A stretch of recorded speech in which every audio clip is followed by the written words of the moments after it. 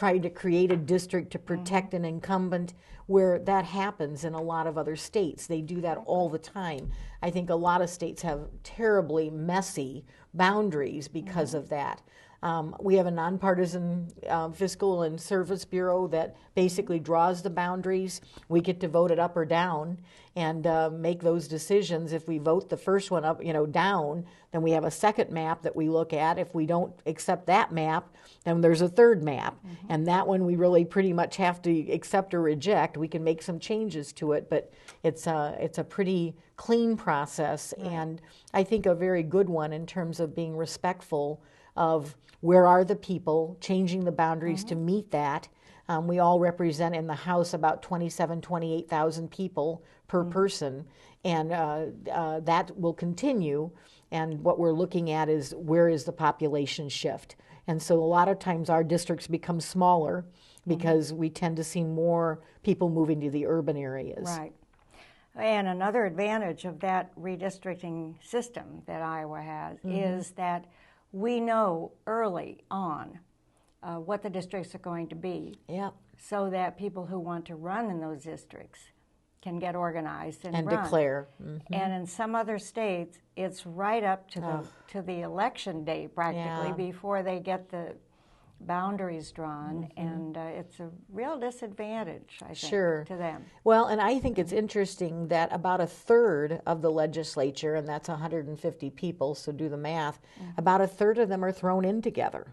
So people have to make decisions about whether you're going to not run against another incumbent or move to another area, which obviously has been done as well. But I think people have to make some decisions then as well, and it does allow for new people into the process, and I think that's a good thing too. So we don't need term limits because we have a lot of turnover. And what we have found, which is interesting, is about 2/3 of our legislature turns over every 5 years.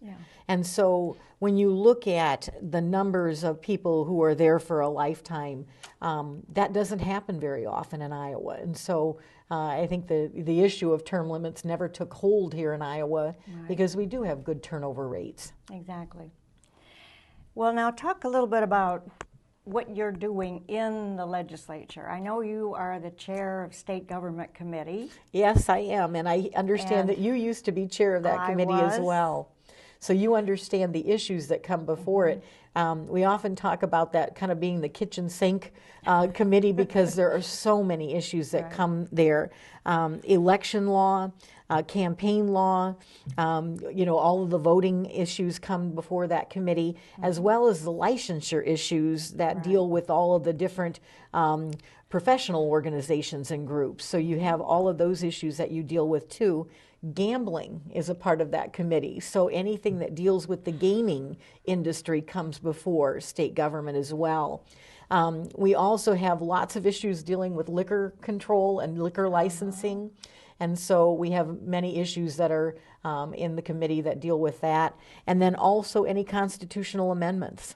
Those all come through the state. Usually the State Government Committee are the ones that deal with those issues as well. So it's really a hodgepodge. And we had a constitutional amendment that came up this last session. Yes, it did. And that particular one was a constitutional amendment that provided additional funding for the environment. It would devote a percentage or a portion of a penny sales tax. If we ever were to raise the sales tax in Iowa, a portion of that would go to environmental programs and environmental issues. And I'm a big environmentalist. I believe in that, but I do not believe that that is the place for it, is to put it in the Constitution. I would much rather see us fund that and fund those programs that we believe are important, whether it's REAP funding or clean air and water or whatever that might be. I just feel that the Constitution is a pretty special and important document in Iowa, and that we don't amend that on a whim. And I'm not saying that the environment issues would be a whim, but I think you have to be very, very purposeful about anything that you would put into that document.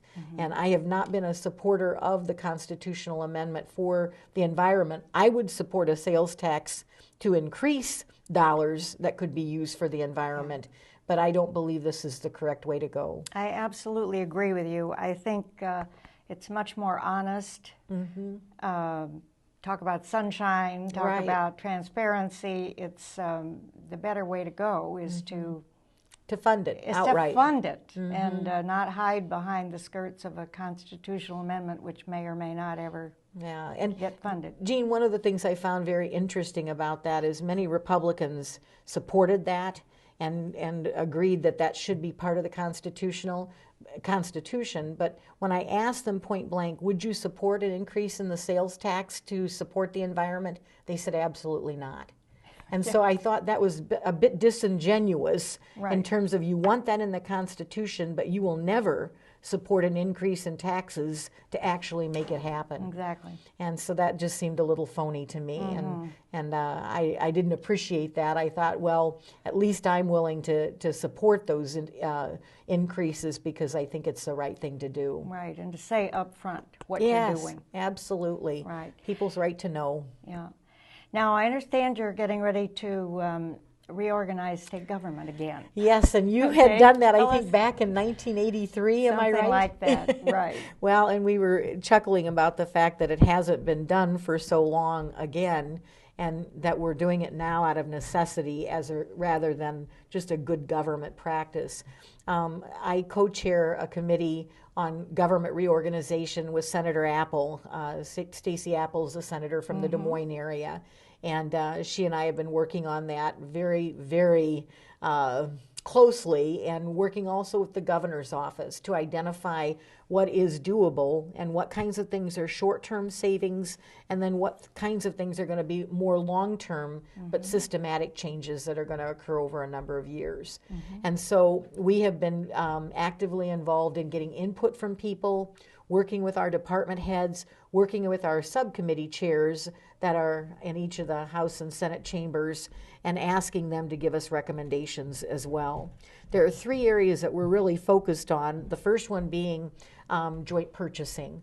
We're looking at what we can do as a state to make our dollars stretch farther and to work on purchasing pools and being able to do that more efficiently, more effectively, and more economically. And so we have been finding lots of different things that can create savings there, whether it's paper products, whether it is, we were looking at one of our elevator contracts the other day, and obviously there are lots of elevators in our buildings in state government. Some of those contracts are ongoing, and there's a 5% increase built into them every year. And we looked at that and said, wait a minute, that just doesn't seem logical, and that kind of an increase we just can't afford. Right. And so there are things like that that we are scrutinizing and looking at very carefully. The other area is in information technology. Obviously, there are so many computers, so many servers in state government right now.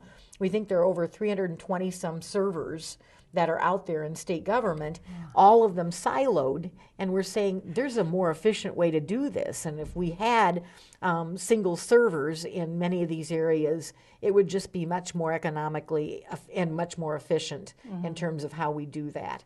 So we're looking at all of those areas, identifying where there is savings, and we think there is a large amount of savings in many of these areas. And so we'll be working on that. Where did the impetus for this reorganization come from? Was it out of the governor's office, or was it's been both. We started it last year in the legislature and made an announcement that we were going to be establishing this committee in the House and Senate. It was going to be a joint committee, and we were going to work very closely together. The governor's office then hired a consultant to come in, a public policy group that has been gathering input from citizens. There will be a website where people in the public can go and contribute to that in terms of what are their ideas for where we can find more efficiencies in state government. There will probably be many proposals that will come forth from this committee. Some of them are going to meet a lot of resistance. I think we're ready for that, and we understand that change is hard. But I think the public needs to understand that the change is coming about as a result of necessity, that we just don't have the kind of money anymore to be able to afford all of these different programs. I know when you did the reorganization, you consolidated a lot of boards and commissions. We're intending to do the same. In state government, there are literally hundreds, over 300 and some boards and commissions.